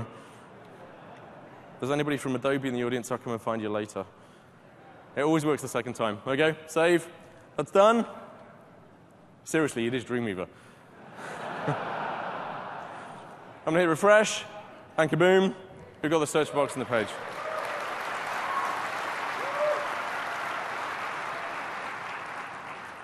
So that's the design side very, very very, very high level. What have we done about actually getting content onto the page? Well, we've split the page layouts from the content in this release, and we've sandwiched search slap bang in the middle. And this makes it very, very easy to build dynamic experiences, because you've got search driving the experience on the front end. So, for example, if I scroll down to the page at the bottom here, you can see a product list at the bottom of this page. And this is driven by a search query, and it's actually using a new recommendations capability in SharePoint. So the kind of thing you see on Amazon, we now have that capability built into SharePoint. So just to prove that point, let me put this page into edit mode, and I'll show you what that actually looks like. Edit page. And we'll scroll down, and you can see we have a new web part called Content Search. If I just edit this web part and zip back to the top and hit Change Query, you see a brand new dialog that gives you a ton of control. I'm not going to go through what this thing is doing right now, but you can see all of that content is being pulled back from the SharePoint product catalog using a query. So this is pretty cool stuff. You really can design some very, very interactive, very engaging sites by divorcing the content from the page layout and using search to drive that experience. It is pretty cool. So the last point I want to make here is this demo is clearly targeted at an internet site. But all of the design and personalization capabilities are equally at home inside the firewall. You can use this stuff to completely build a very interactive intranet, for example. And talking about the firewall, let's flip over to eDiscovery, which also has search right at the core of it. Now, eDiscovery. It's not the most exciting thing to demo to one person, never mind 10,000 people standing in front of me, or sitting in front of me. But you know what? Lawyers cost money. And what we've built here should keep more of that money in your pocket and less in theirs. Yeah, that's definitely worth a round of applause, right? So I'm going to give you a quick tour of the eDiscovery experience, and it starts off in the Legal Discovery Center, where we've got a set of cases on the left-hand side of the screen. I'll drill into the Northwind Traders case. And eDiscovery in SharePoint consists of two components. There's the discovery sets, and these are the things you use to identify the content that you want to put on hold. And then there's queries, and you use those queries to refine those discovery sets down to something that you'd export and then hand off to your lawyers to go review. So if we drill into the Northwind eDiscovery set, I just want to point out a couple of quick things here. The first one is that we don't just do eDiscovery across SharePoint in 2013. We actually do discovery across the suite. So you can do eDiscovery across SharePoint, across Exchange, across Link, even across file shares, and put all of those things on hold, which is a huge benefit. You've got one place to go, and it's called SharePoint, and that's the place that you run your eDiscovery activities from. You can see we've got a filter here, and down at the bottom, the other thing I want to point out here is the Enable In-Place Hold. When you've got that filter set to where you want it, you enable the in-place hold, and that holds the content in place, just like it says. It doesn't make a copy. We only make a copy when the user changes the content that you've held. So that means they notice nothing, that it doesn't change their productivity, it doesn't change their workflow at all. They just carry on working. You've got that data held. If it changes, we write a copy. So let's just draw it back up, and I'll show you what the query looks like. I need to take a little bit of a drink. So in this, you can see that we've refined the query. We can use operators like near and wildcard. We scroll down, you can get a review, a quick preview of the content that you've got, in this case, in SharePoint and Exchange. And when you're done, you can go hit the export button, and that will export this content that you've got on hold that you've queried down in EDRM XML format, which is the industry standard, which you can then hand off to your lawyers, and they can go do their work. So in-place holds, coupled with a very granular query capability, will keep people productive, and it will save you money and reduce your risk. So the last thing I want to show is another area where we've worked very closely with the Exchange team, and it's a feature called Site Mailbox. So I'm going to drop into Outlook to give you this demo. Now, every project, big or small, invariably includes email and documents that a group of people need to work together on. And Site Mailbox is the feature that we've built to bring SharePoint and Exchange together to enable just that. So I'm in Outlook. You can see down in the bottom left-hand corner, we have a mailbox called SharePoint Conference. It's got a mailbox. It works like a mailbox. It looks like a mailbox. It smells like a mailbox. You can send mail to it. We also have this folder called Documents. Now, this is actually rendering document data that's in the document library from SharePoint. So we're bringing SharePoint into Outlook. the content stays in SharePoint. We don't do any sync. It stays in SharePoint. The email stays in Outlook. So all your policy and compliance and that kind of stuff works perfectly. If you add someone to the SharePoint site that this is tied to, it automatically adds them as send as capability for their email, so that you can bring these two worlds much closer together. Now, if I wanted to get content into this library, literally all I need to do is go and find an email. In this case, I'm just going to drag this Word document, the SPC session abstracts document. Let's drag it over. And I click the button too soon, drag it over, drop it into Documents, let go. Hit that. You'll see that that's appeared in this list. Now let's go into SharePoint and take a look at what SharePoint's doing. Open the web browser.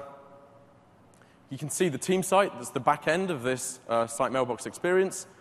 If we drop into the Documents library, down at the bottom, you'll see SP Session Abstracts. It's just landed it straight into SharePoint. So bringing SharePoint and Exchange together,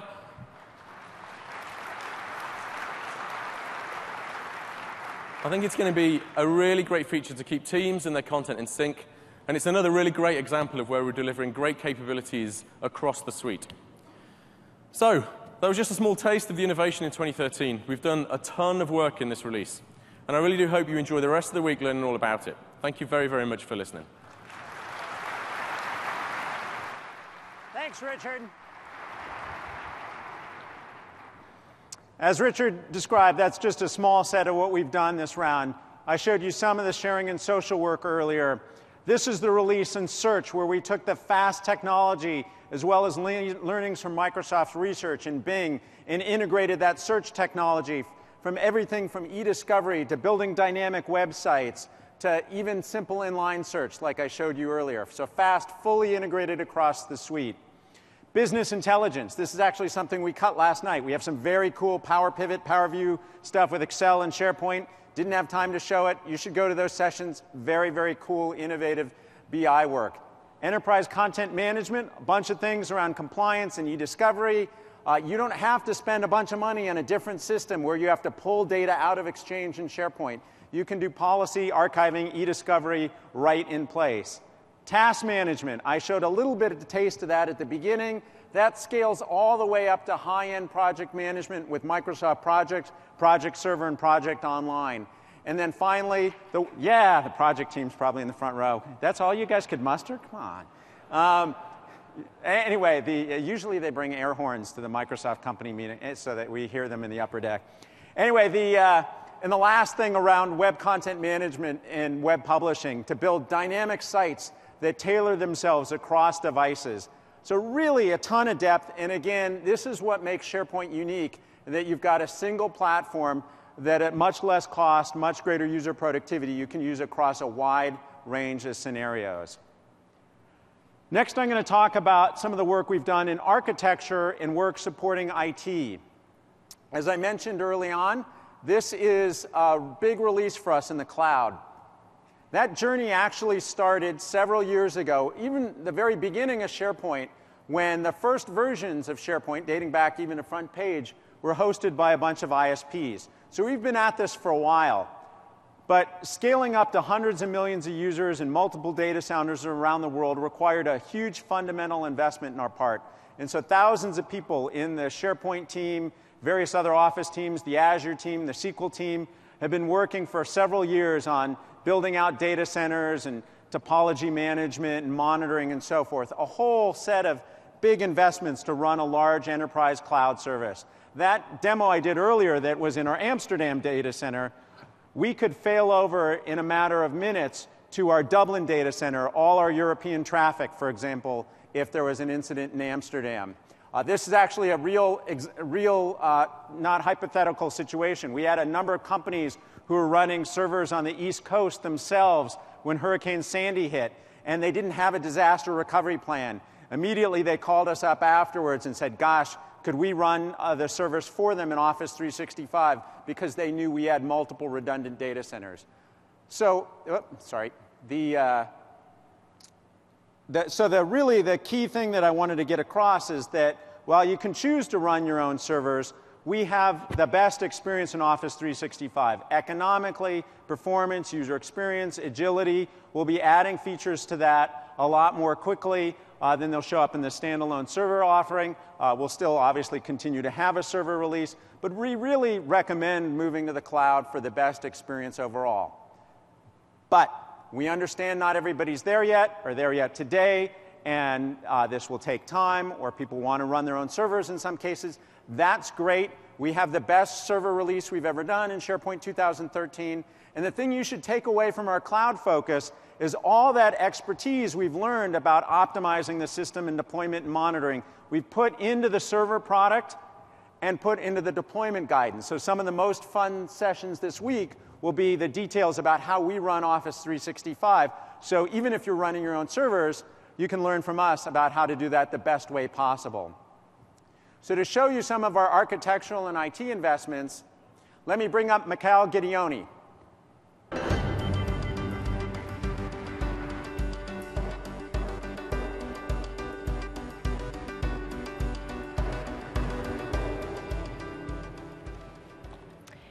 Thanks, Jeff.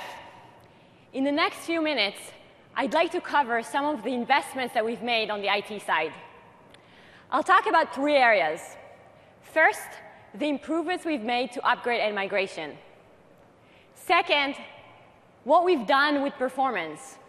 And finally, I'll talk about some of the core infrastructure work we've done to reduce COGS and optimize your hardware investments. So let's start by taking a look at the upgrade and migration experience. We've completely redefined the upgrade experience in SharePoint 2013. IT can now move to 2013 infrastructure right away without having to upgrade every single site collection.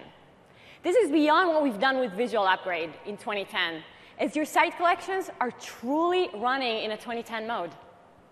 So even your custom solutions will continue to work exactly as they did in 2010. You can see here 2 SharePoint environments that look almost identical. One is running SharePoint 2010, and the other is running on a SharePoint 2013 infrastructure, but looks and behaves exactly like SharePoint 2010. This isn't smoke and mirrors. This is truly 2010. The features, the visuals, the capabilities. In fact, I only know that this is a 2013 environment because of the pink banner at the top. What you can see is that when IT upgraded the farm, nothing actually changed. Just the database schema was upgraded. Users can go into the site, continue to do everything exactly as they had before, and upgrade whenever they're ready. They have access to site collection health checks that they can run at any time to detect issues and find solutions to resolve them. So let's go here to Site Actions, Site Settings, scroll all the way down, and go to the health checks and see how that works. It's going to start the checks, and we're going to get a list of things, some that went well and some that didn't go so well. And the health check is going to suggest some ways to resolve those problems. So we said that users can move to SharePoint 2013 whenever they're ready. But you really do want to move your sites to 2013, because then you can benefit from all of the infrastructure benefits that SharePoint 2013 brings. So let's go ahead and now upgrade the site collection. So I'm going to go back here to Site Settings and go to Site Collection Upgrade. And I'm going to upgrade this site collection. I'm ready to do that. And you're going to see that it's going to be a whole lot faster, as the schema upgrade already took place when we upgraded the infrastructure. OK, so now that we've upgraded, let's talk about some of the performance improvements that are available with SharePoint 2013. We've made a number of improvements across both client and the server side in SharePoint 2013. For example, we make 40% more efficient use of bandwidth. A key investment here is smooth transitions, which downloads only the difference between the source and the destination page instead of reloading the entire page. We've optimized image compression by 4x. For example, the ribbon icons went down from 400 kilobytes in 2010 to 100 kilobytes in 2013, and that's because of optimized compression. We make more efficient use of Internet Explorer ports, of native SQL capabilities, and optimized store procedures, resulting in 50% reduction in server-side latency. So these investments lead to better responsiveness and more efficient use of your network. OK, so we talked about how we redefine the upgrade experience and the performance improvements. Let's now talk about storage. As we all know, storage is an important piece of your deployment. What you can see on screen now is 10,000 users collaborating in both SharePoint 2010 and in a SharePoint 2013 environment. That's pretty much each and every one of you here. You can see on the screen that the 2010 database is growing at a much rapid pace. The story behind this is that in 2010, when you create a version, you actually create a copy of the file. So if you have a 10 meg file and you make a 1 meg change, the version will be 11 megabytes. However, in 2013, we've made the I/O much more efficient. So now we only use the delta as the version. And so instead of 11 megs, it's only going to be 1 meg. That's pretty great.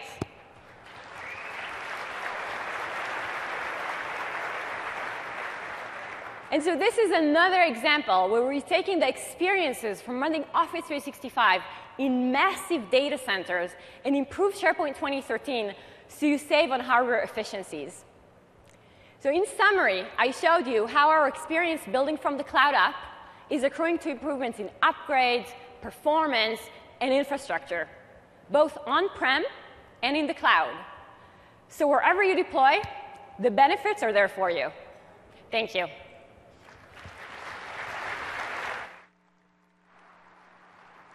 Thanks, Mikhail.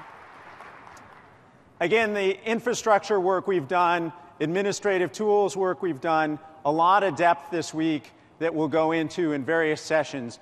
Huge focus. I know we're very much leading with the cloud because we want to be very clear on our strategy and the best experience, but a huge focus in helping you if you choose to run your own servers.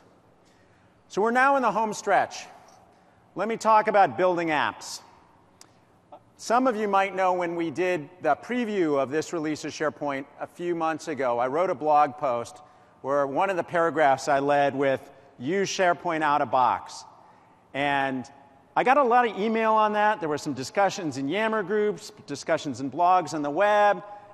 Some of those mails were from developers and said, Jeff, you don't love us developers anymore. We got you here. What's the deal? Being developers, they were less polite than that, but you get the idea. And, you know, it's not true. We love developers. And the next bit here is all about developers. We've always tried in SharePoint to do two things. One is revolutionize how people work together so they're more effective, collaborating inside and outside their organization.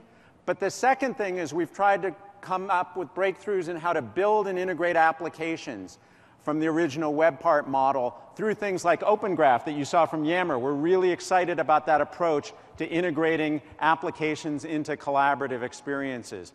So we have a ton of stuff in this release for web designers and developers. We do lead with out-of-box because we think for a bunch of team sites to get going really quickly, the out-of-box experience is just great. We really don't want to encourage people to add cost and complexity to simple collaboration. But we've got a full-fledged development model that we're going to cover in the next section here. In the history of SharePoint, we've had a symbiotic relationship with the ASP.NET team around that development model. If you knew ASP.NET, you could learn to build SharePoint apps. You could integrate things from ASP.NET into SharePoint. It was a great model, and we continue to support it in the on-premises release. But in the cloud world, it doesn't have the agility for us to move more quickly updating SharePoint technologies or the agility for you to update your applications. And so we worked on a new cloud application model across Microsoft. This was with the Visual Studio team, the Workflow team, the Azure team, the SQL team, the SharePoint team, on a way to build applications so millions of apps are running in Office 365 connected to all sorts of different backends, and we can be updating SharePoint every quarter, every month, sometimes every day, and not have those applications break or break or impact SharePoint and Office 365. So again, this is a model that was designed for the cloud, but obviously very appealing on premises as well, as you want to plug new things into SharePoint and update those front ends and back ends independently. So we have a pretty simple model in how we talk about this, and how we've aligned across the company. Azure provides the underlying platform. SharePoint provides in Office 365 the collaboration and productivity experience, and the Dynamics team provides business solutions. Now, it's an open model using web standards, HTTP, OData, OAuth, REST, etc. So you can build front ends and things like iOS or back ends and other platforms like Linux and connect them. But we've really focused on the greatest agility end-to-end across the Microsoft tier. And I am really very excited, because we've been working with the .NET team for quite a long time in the history of SharePoint on our development model. It's actually the first SharePoint conference we've had Scott Guthrie join us. And so I'm very pleased to introduce Scott, who's going to talk through the new development model across Microsoft for building apps in SharePoint. Let's introduce Scott.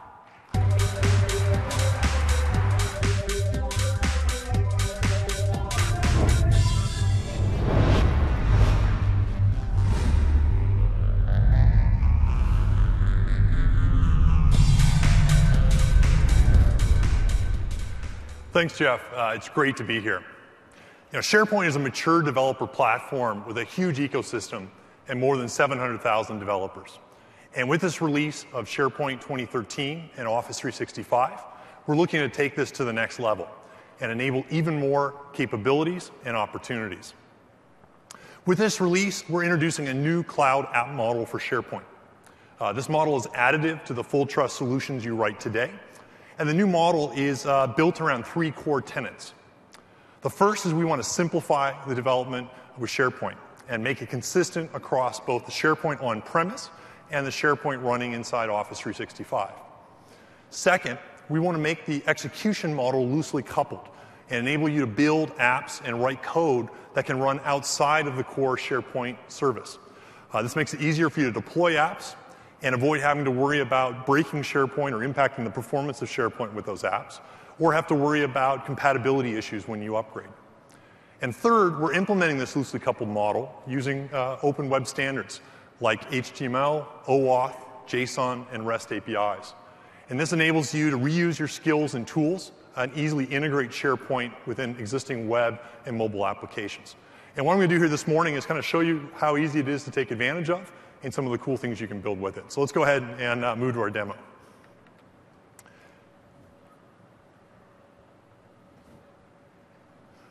And we'll go ahead and project our demo as well, please. Cool. So what you're seeing here is a SharePoint site that is hosted on Office 365. It's a sort of simple site here, and I've got an incidents list that's created within it, where you can see a bunch of incidents lists or incidents for my organization that I want to go ahead and correct and take care of. And this is just using the built-in UI here, as you can see. What I want to do now is take advantage of this new cloud app model to build a richer web experience around it. And to do that, I'm going to go into Visual Studio and create a new project. And so what you're seeing here is Visual Studio 2012. And I'm going to start by just saying File, New Project, and selecting a new app for SharePoint 2013 project template. I can give this a name. Hit OK. And this is now going to go ahead and create for me a new SharePoint project. It's pointing off to that site that's hosted inside Office 365 in the cloud. And you'll notice when there's one extra option. We're going to come back and explain this a little bit more later on in the demo. But it gives me an option of asking me, how do I want to host this project? And I can choose the auto-hosted model, which is the default, or what's called provider-hosted. Again, we'll explain that a little bit more a little bit later on in the demo. And I'm just going to go ahead and hit Finish, and this is now going to create for me a solution inside Visual Studio with 2 projects within it. The first one is a manifest project that has an XML file that contains settings about my SharePoint app. And the second project is a standard ASP.NET web application project. And one of the cool things about this loosely coupled model that we're introducing is the ability now for you to take advantage of all the features and capabilities that are in .NET, including the new version of .NET 4.5. And so in this case here, I have a web application project that's built using web forms. I can also now take advantage and build SharePoint apps using ASP.NET MVC, Web API, and all the cool new libraries that we have. And we're going to go ahead now and start taking advantage of those. And so I'm going to begin with here, because we're going to build kind of a richer incident list UI by just adding standard ASP.NET list view control into my HTML page. And this is just going to sort of format lists that incident data that I get back from the cloud into a kind of a more custom UI. I can then go to my code behind file, and this is the standard code behind template that I get when I create one of these SharePoint apps. And all I'm going to do here is just write a little bit of code that's going to connect to my SharePoint list in the cloud, retrieve it, and then you'll notice down here I'm just data binding it to that ASP.NET list view. And that's all the code I need to write in my view and as well in my code behind in order to format this data. The one last thing that I am going to do is just open up the manifest file for my project, and I'm going to basically indicate what this app needs in terms of from a permission perspective to run. And specifically, I'm just going to request read permissions from my list data inside SharePoint. And that's it. And now to run it, I'm just going to hit F5. And this is going to start, this is the very first time we've run this app. It's going to connect out to Office 365 in the cloud and start registering this app locally. And if we switch to the slides, I'd like to walk through kind of what's happening here. This is the first one-time kind of step. And what I'm simply doing here is I'm going to run this application not in the cloud, not on a remote server, but actually on my local dev machine here. And I'm going to just use IIS Express that comes with Visual Studio in order to do it. What I'm doing as part of this process the very first time, though, is I'm uploading the manifest into Office 365 and registering my application. And this basically lets SharePoint know, hey, I got an app here locally that I'm connecting to.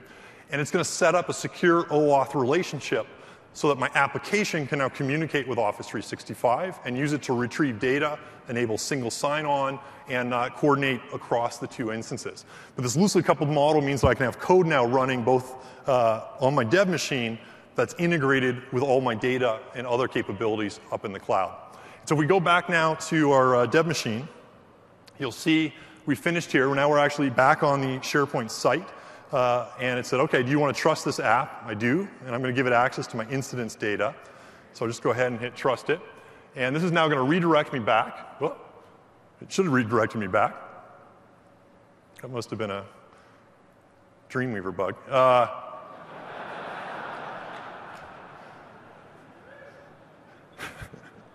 And it redirected, see, it was. It redirected me back. And you can see here, sorry, anyone from the Dreamweaver team. You can see here sort of simple incident data here now displayed on this list.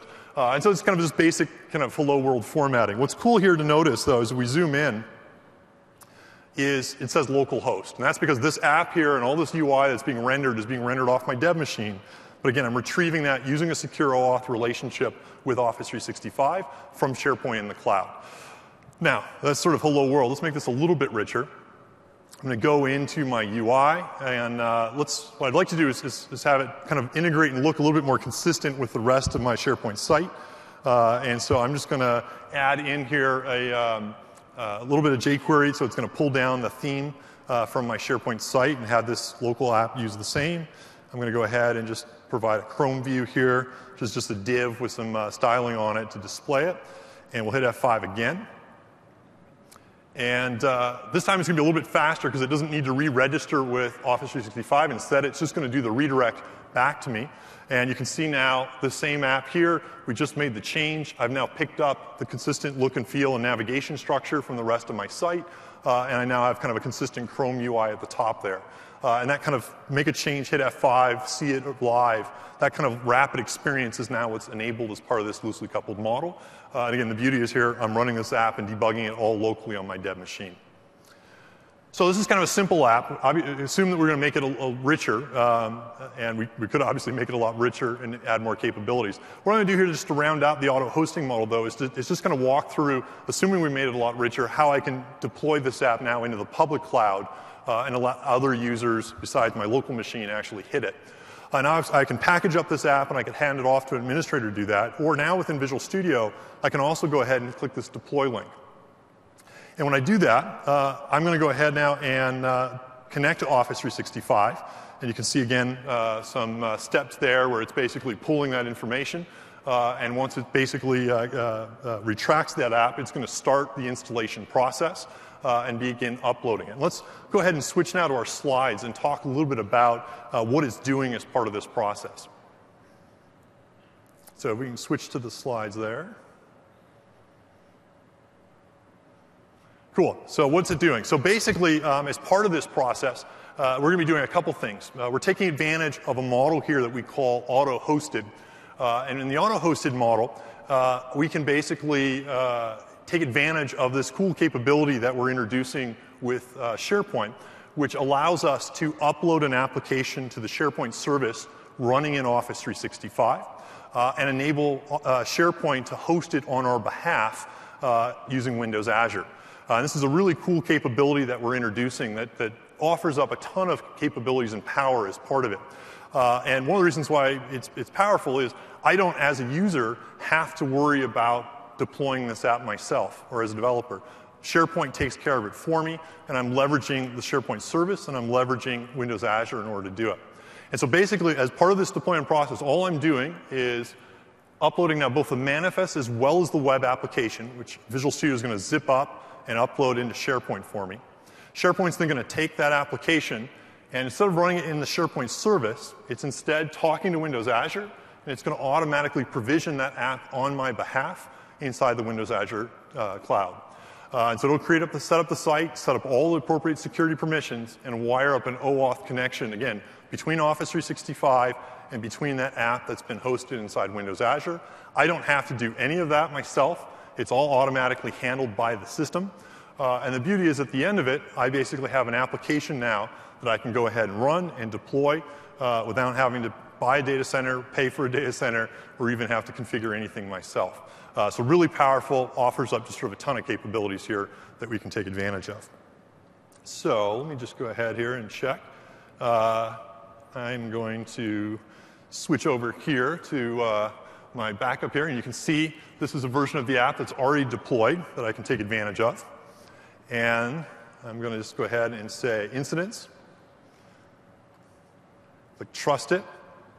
And what this is doing now is I'm as a user in Office 365, I've just deployed using Visual Studio to that instance there. And I then clicked on Office 365, redirected, and this app is now running on the web. It looks just like my dev machine. But here's the cool thing, is if you zoom in and look at the URL, you notice this is no longer running on my dev machine. Instead, this is actually running off of the Office 365 apps domain. It's running in Windows Azure, in the cloud, connected with SharePoint, all the security wired up for me. I didn't have to do anything. All this is built in and provided by the system.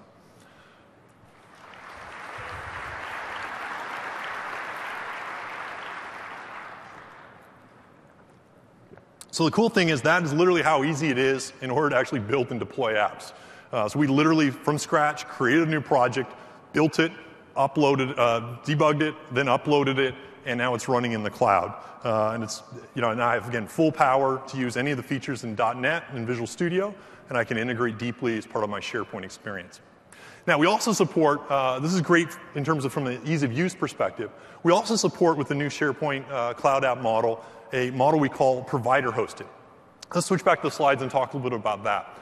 So the beauty about the auto-hosted models, I don't have to worry about hosting at all. The system handles it all for me. I don't have to think about any of that.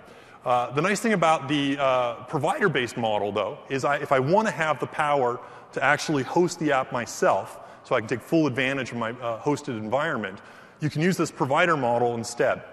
And what you do here is instead of deploying the app to SharePoint, you just deploy the manifest, and then you basically can point at the app that's hosted anywhere. So in this case here, I could manually deploy my app to Windows Azure. It'll set up the OAuth relationship. And the beauty about me doing that is I now can use the Windows Azure Management Console to log in and manage that app, so I could scale it up and scale it down elastically. I can also now take advantage of all the Windows Azure features that are available within it so that I can integrate it and make my app even more powerful. So let's go ahead and switch back to the demo machine and walk through what that looks like. And so I'm going to go ahead now and log in to Windows Azure. One of the things that's kind of cool is we've integrated single sign-on between Office 365 and Windows Azure. So you notice that I didn't have to enter in a username password. It automatically handled that for me. And I'm now logged into my machine here. What I can do inside here, this is sort of the standard Windows Azure portal. So this is how we manage apps and services inside Azure. And I can very easily create new resources within it. So if I wanted to, I could create a new virtual machine. If I want to host a machine up there. If I want to create a website, so if I want to host one of these web apps, I could do that. So I could say Scott Demo, some random number, and create it. And one of the things we've really tried to do with Windows Azure is make things really fast and easy to use. And so you can see here I'm creating a new site hosted in our West data center. And you notice it's created. That's how fast it is to create a new site. And if I drill into it now, I basically have a web server already set up that I can deploy web apps to, and that's fully managed. That's just sort of an example of just how quick it is. If you want to create a database, that's really quick too. I could go ahead here. Say I want a new SQL database, so I can do backing storage for my app. And I can say ScottDB, hit create, 1, 2, 3, done. And now I have a SQL database fully at my power that I can now use from within this application and start to use to store relational data. And I can create lots and lots of these different services, all very fast, all very fluid. And the beauty about this is I can now use any of these services from within my SharePoint applications. And so to take advantage of that, all I need to do here is I can go into Visual Studio. Again, I can use anything inside .NET to build it. So in this case here, I've actually modified our instance app not to use web forms, but instead to use MVC. And so there's a slightly richer version of this app here. And I have taken advantage of some of the new capabilities that we just shipped, including our new Web API support, so that I could actually have this MVC app expose to HTML JavaScript on the client, a richer set of views on top of my data. And then all I need to do is just go ahead and right-click and deploy this into Windows Azure in order to actually have it hosted. And in fact, just in the interest of time, I have it set up here already, an account that I've deployed that app into. And the cool thing is then I just take my manifest, upload it into the SharePoint service, and then when I click on that app now, it's redirecting me to that app that I've hosted inside Windows Azure myself using this provider-hosted model. And you can see now I have a much richer view on top of my list, even than what we had before. I can integrate nice animations. I can approve and deny things in a very slick way all through that web UI. And I have a nice kind of, again, very clean experience. And what's cool is because it's running in a website that I actually host and provide support for, I can now drill into the Windows Azure admin tool, and you can see I can see the traffic in real time that I'm getting on the site. Again, I can use any of the features in Azure, and then I can also take advantage of the scaling capabilities so that if I need more performance on this site, because I'm getting heavy usage, I could say I want to deploy this on top of a couple quad-core servers. All I need to do is hit save, and in about 20 seconds, this application, the SharePoint application, will now be deployed across 8 cores running inside Windows Azure, so I can handle a ton of load. And that's how easy and integrated we've made this experience. It offers just a ton of power and capabilities.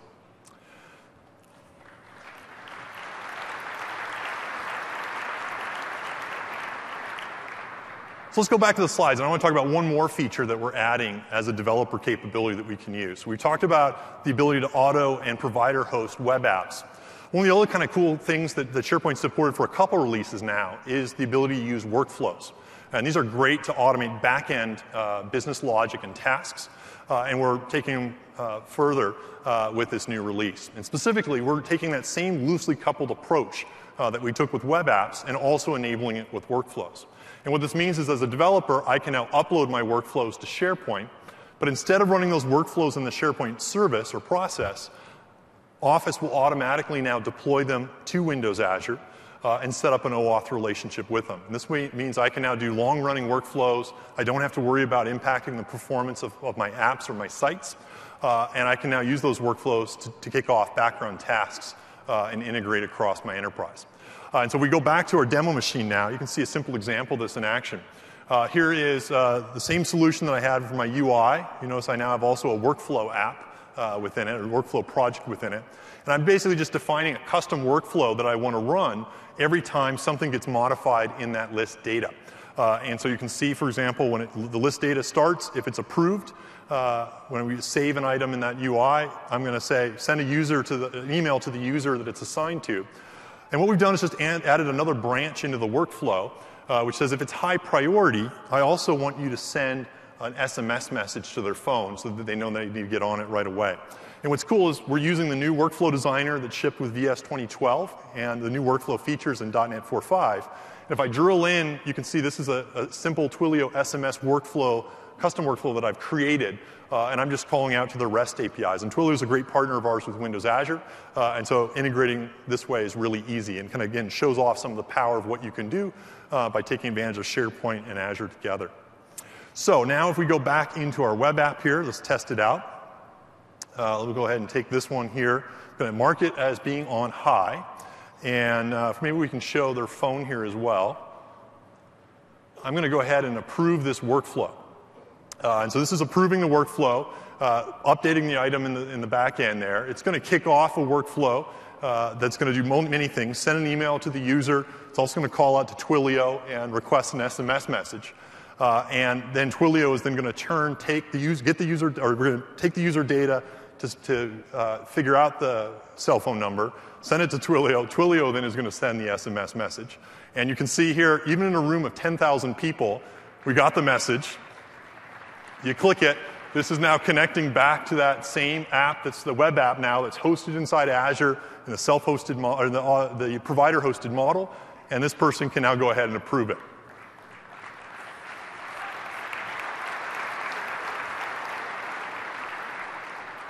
And that's all live, all bouncing across multiple clouds, all sending SMS messages and Wi-Fi with 10,000 people in a room. And so that is quite exciting to see work. And I think hopefully attests to the power of this loosely coupled model and the fact that it really enables you to bring together lots of systems in a very, very reliable way such that we can demo it here. So let's go back to the slides here. So hopefully you've seen here just sort of some of the opportunity from a developer perspective that this gives you with this new model. It's just tons and tons of extensibility, a lot more powerful apps that you can build. And we just walked through a handful of these features. And there's going to be a lot more details about this throughout the breakout talk. And as you saw, this just really enables just a ton of power and capabilities. What we're also trying to do with this release is enable you to more easily monetize these capabilities as well. And we're doing that by integrating the concept of a SharePoint store directly into the product. And so with the SharePoint store, users browsing SharePoint can go ahead and browse an app gallery of solutions that you build. And they can then very easily, in a one-click way, go ahead and deploy and use them for their sites. And they can use either that auto-hosted model, where we'll deploy and host that app for you automatically, or the provider-hosted model, where you can stand up your own SaaS backend, for example, with Windows Azure, and control it that way. And if you're an IT professional, good news is there's also IT governance built into the store, so you can control exactly which apps are available and who has rights in order to purchase them. And we think this end result ends up being super powerful and capable and opens up a ton of opportunities. You can also, if you want to bypass the store as a developer ISV, you can also continue to sell apps to customers directly and still take advantage of this loosely coupled cloud app model. So we're really excited about this new cloud app model. We really think it opens up a ton of opportunities and experiences and really going to let you take SharePoint forward in wonderful, wonderful, unique ways. And we're really excited to see what you create with it. So thanks a bunch and enjoy the conference.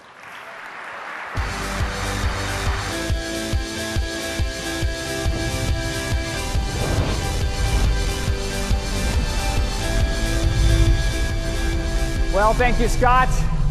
As you can see, we've made some awesome investments in the ecosystem, and I love the way that our cloud stack has come together. You might remember that in 2010, Steve Ballmer made the statement that when it came to the cloud, Microsoft was all in. I hope you've seen that in the keynote today, and certainly the things that Scott just showed you were proof points of that up and down the stack. As I opened my keynote this morning, I noted that this really is an incredible moment to be here together. Over the last 2 hours, we've seen a tour de force of the new enhancements in SharePoint 2013. We've generated some excitement in this room, but I'm also proud to announce that we generated some excitement worldwide. And during the time that we've been here in the keynote, we were the #1 trending topic on Twitter. So thank you for your excitement. I'm pretty excited about that myself.